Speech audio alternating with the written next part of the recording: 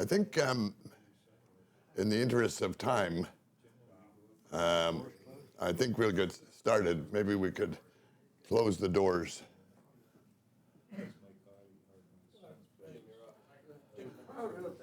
Pardon?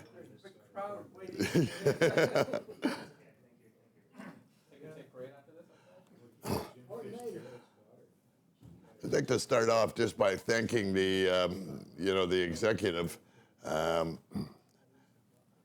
The treasurer, of course, is Graham Clark, who does all the arrangements for this event up at the club. Normally, we have Frank McTaggart, who is our MC and communications individual. We have two directors, Stan Short and Alan Booth. Unfortunately, Alan is not close by and can't make it. And then we have a member at large of our board, and that is Chris Elson. But I'm going to call upon Chris Elson now, if Chris would mind coming up to introduce the guest speaker. Well, I think this is very embarrassing because at one of the earlier meetings when we were discussing who we would approach to have the privilege of being our speaker, somebody came up with the idea of having Jim Chestnut, and I said, well, I guess that's okay, but do we... And they said, we'll advertise it. I said, well, no, why don't we keep it quiet? Because what do we do if nobody shows? However, somebody was right and I was wrong, so we kept on with the speaker we have, whose name shall not be mentioned yet. So, gentlemen, our speaker, as I say, thankfully I was wrong. When I first met Jim, and I'm not sure what year, James, you were born in 37, 38, somewhere in there? 38. In 1958 is when I met you. When I met you, Chris. Oh yes, I have that down. I wasn't sure how old you were. Because in those days it was really quite funny because I was in the housewares, like old Department 254, and James was sent across from the employment office. You guys, few of you will not know what that means, but James came across and I interviewed him and he was very impressive. And for some reason, I have to admit this, I've never told you, I thought he was Irish. And of course, I also knew the policy that the family had with the Irish because they were always hired, may not be kept on, but they were always getting a shot. And I thought, well, Jim's bloody Irish, so we might as well take him off. So that's the real reason I hired him into Eaton's, surprising as it may seem. However, I have to say he turned out to be outstanding. That was, I think about 10 years after this, I discovered that his parents were born here, and I think his grandparents, no? Second generation? I am. Yes. Yep. Okay. Well, somebody misled me. I first immediately discovered that if you wanted anything done, and the housewares department was really a very lively group. So I'll give you a few names to go back in memory. Supervisor, Harvey Darrington. How many people remember? Oh, yeah. He was a strong man. Department manager was Don McGivern. All right. And he was no slouch either. Great member here for many years. Assistant manager was Bob Butler. Yep. Yeah. So section heads were a few names that were here for many years. Founder members of this little group would be Jim Fitzgerald. Yep. And who else would be there? Oh, Ted Leishman. Ted Leishman would be there. Paul Harrington. Sorry? Paul Harrington. No. Not in 254. Bill Crossan? Crossan came for a short while, yeah, but he didn't stay. I forget where he went. He took a job, he bought an interest in Cosmetic Group. And Crossan went off into that, so we didn't see. He was the great big guy. I always admired him because he drove an English, I think it was a TR or an MG with the top down, and he had a great big wolf coat, of which I was very jealous. And I've always wanted one, I never have managed to get it. So that was the sort of atmosphere that James moved into. And I discovered that if you wanted something done, and you wanted it done in a hurry, that was the guy to go to. You couldn't understand what he said to you sometimes, but the results came just like that. And those were good days. And it was a great group. Do you remember all the people we had in those days? A lot of Ryerson. In those days, we were hiring Ryerson boys that worked in the morning and came into us, I think, at 1 in the afternoon. A lot of stories could be told about that, but I won't dwell on that. But I soon found that if you wanted something done, Jim was the guy to go to. And he always had lots of energy. Not so much now, I don't think, but I know I'll talk to Jim too and find out afterwards. I still have lots of. You were always off like a rocket, just like a rocket, and you always worked hard. You had a good work ethic, which I stood you and yours in the hardware group, and you eventually. You said you got graduated, but the rest of us in the hardware group thought you got demoted into fashion. And we couldn't quite understand that, and we came to think that eventually that maybe you just like chivying all these young girls around the fashion floor. And we're not asking for any comments. So that was the second part for Jim in his career. And if you start looking at projects that Jim has, how many boards are you on at the moment? I have to wait for that. Yeah, I have to wait. Well, it's a hell of a lot more than I've ever been on in 85 years or more. And so we have to congratulate Jim on his multiplicity of talents and his energy levels, and the fact that he contributed, the main point really of the whole thing is he contributed a lot to the T. Eaton Company and a lot to his personal friendships. So, gentlemen, I introduce you, our speaker, James T. Chestnut, with 3 T's. Don't forget the third T. Chris, thank you very much for those details that he's covered over. To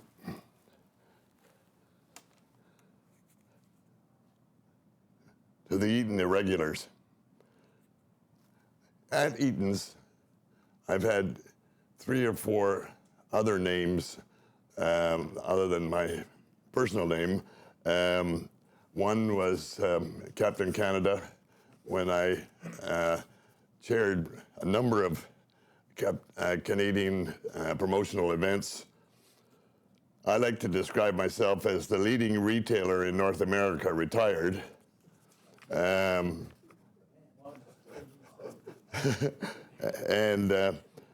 today, this afternoon, just for a few moments, I'd like to tell you a little bit about the road that I've traveled. I was born on Gloucester Street in Toronto on July 30th, 1938. I began my business career at the age of 10 after my father passed away and my mother raised my sister and I from then on. I began selling the Globe and Mail at the Parliament Buildings at Queen's Park, as well as working for a grocery store called Worrell's Grocery Store, and then Dudley Hardware on Church Street in Toronto, while attending Wellesley Public School, which is currently where Sutton Place now stands, Central Tech, and Ryerson Institute of Technology. I joined Eaton's in 1958, July 29th, when I was hired by Chris Elson. At that time, Ted Leishman was not well and was on leave of absence. And that's the reason I think that, that Chris hired me. I joined, in addition to what I've just covered, I wanted to just also tell you that I've had a number of key positions, including the general manager of the Toronto stores and the Toronto Eaton Centre, which is one of the 10 largest stores in the world with over 11,000 employees. Now, Jerry Pollack was my boss at that time. I was also general manager, market development, playing a key functional role in fostering strategic alliances and partnerships with Canada's supply base. And I just want to stop here for a moment, because it was during that time that I was working again for Tony Lamatia, but the key thing was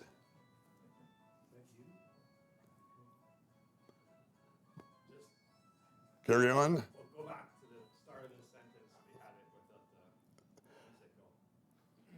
without the I was the general manager of market development, playing a key cross-functional role in fostering strategic alliances and partnerships with our Canadian supply base. And if it wasn't for J.C.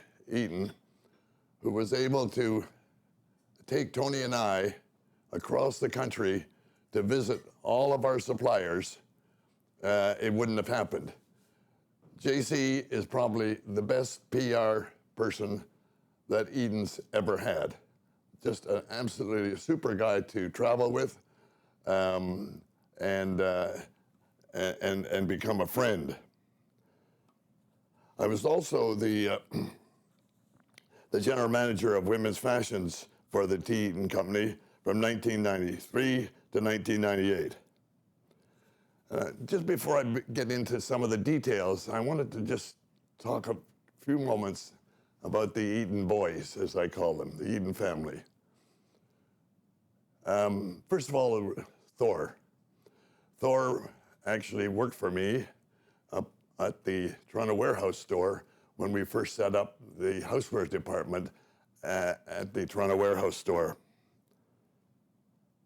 Fred and I were both managers at the same time. Fred on the main floor, and I was down in the lower level, as they called it, rather than the basement, in the housewares department.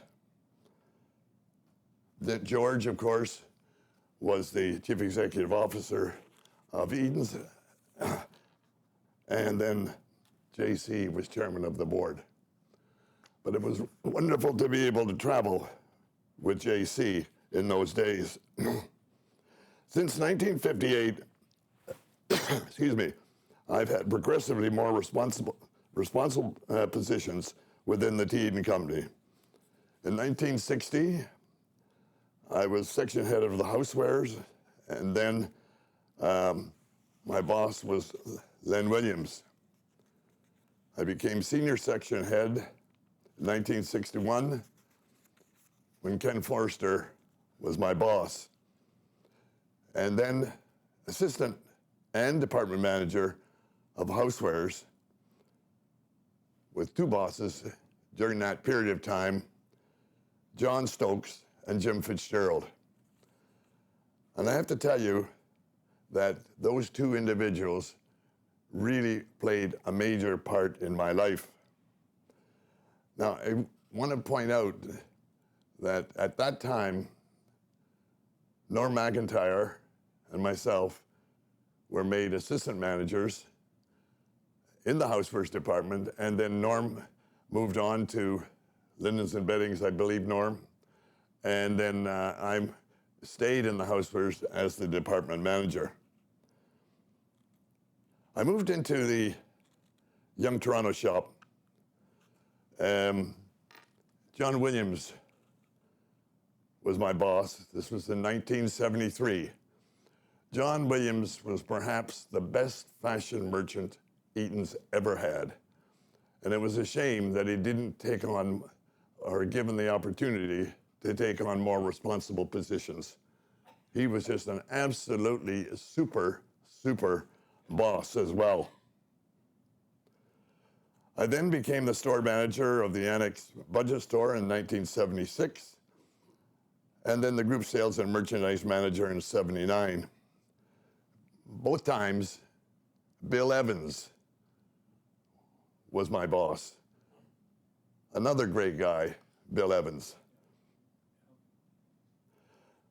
I then became the group sales and merchandise manager of women's fashions, and then general manager of the Southwestern Ontario stores. And that time, Russ Keller, I don't know whether any of these names are meaning anything to you, but Russ Keller was my boss. Another great guy and an absolute fanatic about cleanliness. Not a piece of paper. He always reminded me of Fred Andrews. Fred Andrews would tour the store, Yorkdale, pick up any slight piece of paper that was on the floor.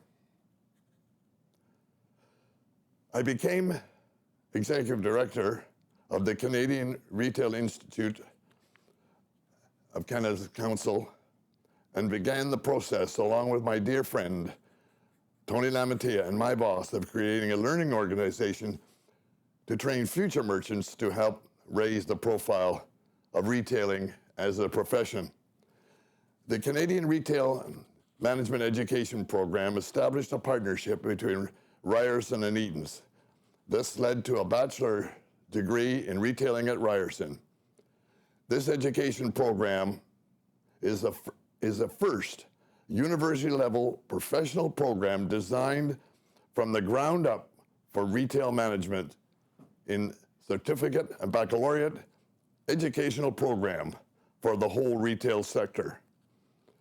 This led to the Bachelor of Commerce, Bachelor of Commerce in Retail Management at Ryerson. And Tony and I were instrumental in initiating the chair in retailing at Ryerson. Now, I also developed the retail standards and certification with my dear friend, Don Beaumont, who is not with us anymore, and Alistair McKeegan. Nice to see you here, Alistair. For the retail associates, sales associates, and first level managers.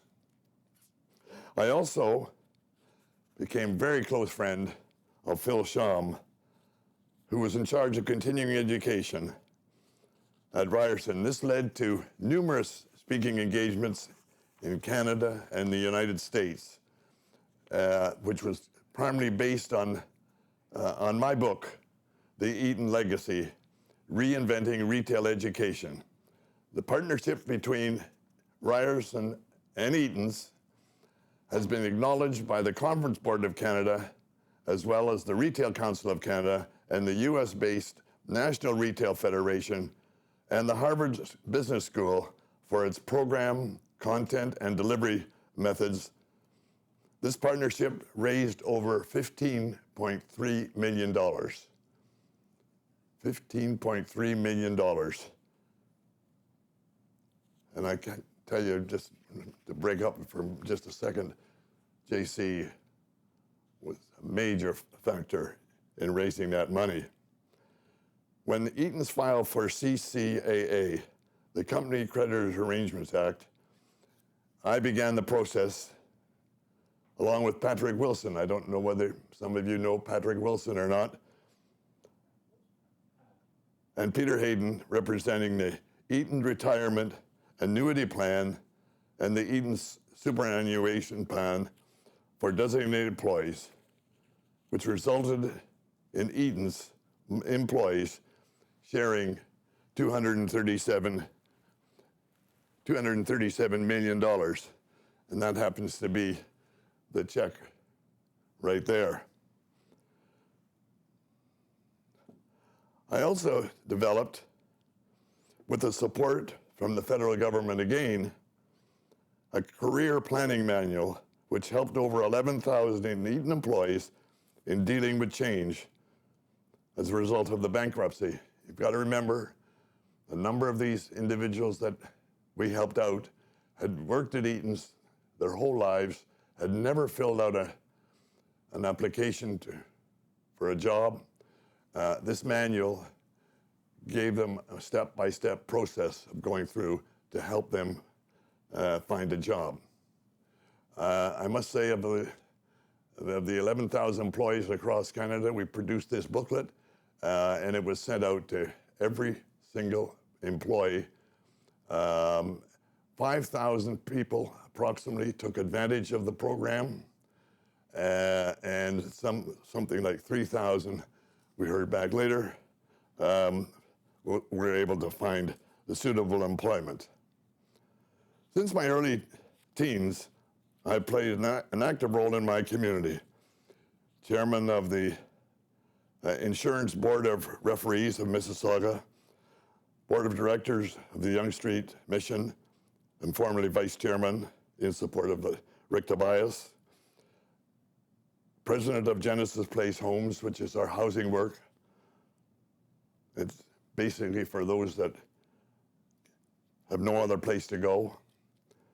I'm chair of the Walk of Life of the Toronto Cardiac Rehabilitation Hospital and raised $2 million for heart research at the University of Toronto. Chair of the Elmer Eisler Board of Directors, a member of the Financial Services Commission of Ontario, former board member of the Registered Insurance Brokers of Ontario, and a former board member of the Fashion Institute of Canada, former committee member, the Retail Council of Canada, and a senator in the International JC Junior Chamber Movement. And I must say, I am a life member. I'm the former chairman of the Toronto and District International Senate, and the former chairman of the Junior Board of Trade, and recipient of the Roland Michener Award for service to the community. I first became very interested in the Chamber of Commerce movement because my old boss in the Housewares, John Stokes, introduced me to the Chamber movement by bringing me down to one of the meetings, 2 or 3 of the meetings, until I took a real interest. At first, I wasn't just too sure whether I'd have the time or the interest to be involved in the Toronto JC and the World Movement. However, they were in the process of planning the World Congress to be held in Toronto in 1967 during Canada's centennial year. And I chaired International Night, which proved to be one of the highlights of the Congress. I then went on to be the Director of Community Affairs, Vice Chairman, and Chairman. And I first met my lifelong friends, Bashir al-Rawis, who happens to be an Arab from Syria, Ram Jalan, an Indian Hindu, Mike Grindblatt, a Romanian Jew, and me being an Irish Canadian. We then instituted the Humanitarian Award given to a JC every year. I was a former council member of the Board of Trade of Metro Toronto and former president of the Federal and Progressive Conservative Association ridings in both St. Paul's and Eglinton. Being on those 2 different boards allowed me to meet many people that became absolutely unbelievably famous, Ted Rogers being one. I also then, when we moved to Mississauga, joined the provincial and federal associations um, of the Conservative Party. A former member and president of the Baptist Young People of Toronto, former board member of Emmanuel Baptist Church, former president of the Baptist Young People of Emmanuel Baptist Church, as well as chairman for the Baptist Young People of all of Toronto. I shared my life after getting married in my 40s to my wonderful wife, Eleanor, and my two chosen sons, Jimmy, who is here today, and the family that included all sorts of cats and dogs. We've all enjoyed wonderful summers at our cottage on Georgian Bay. I've also had a strong interest in choral music, the symphony music, the Art Gallery of Ontario, the ROM, and I also enjoy the Blue Jays, football, the Argos, soccer, Manchester United, and hockey, the Leafs. I've always bonded with my sons through sports. I also support Stratford, which I was there this weekend, and the Shaw Festival. Now to wrap up, I've had a wonderful life, but there are a number of quick highlight points that I'd like to just raise. First of all, I wouldn't be here if it wasn't for Eaton's.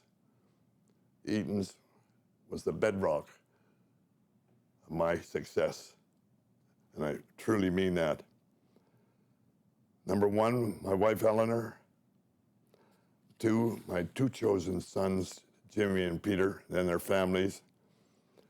The rewarding experience volunteering at the Yonge Street Mission, which I still do. The experience volunteering at the Toronto Junior Board of Trade when I was able to sign in the first 5 female members. The experience of raising over $2 million for a chair at the University of Toronto in heart research. The experience of Tony and I raising $15.3 million to establish a chair in retailing and assisting in the development of the Bachelor of Commerce degree and retail management at Ryerson, establishing the Eden Chair in retailing.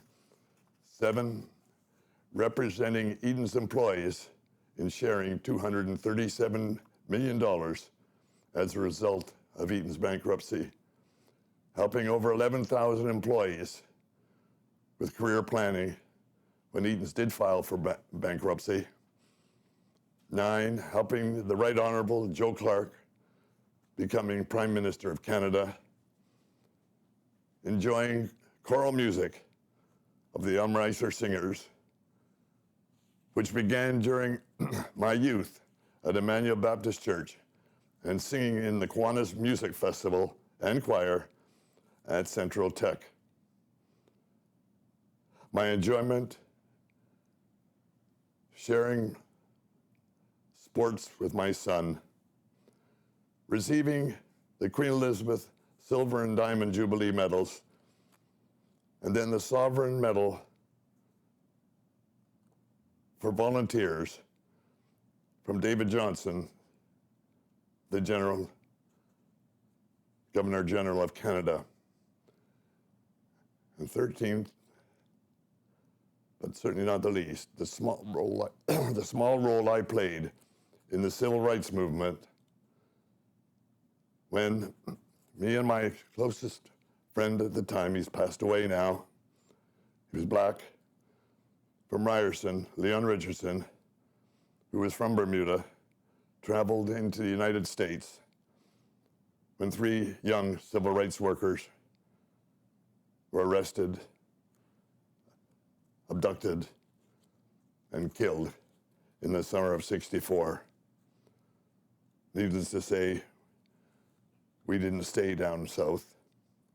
We returned home to Canada. You know, in closing, men are rich only as they give. He who gives great service gets great return. Service to humanity is the best work of life. For we are his workmanship, created in Jesus Christ for good work, which God prepared beforehand, and we would walk in them.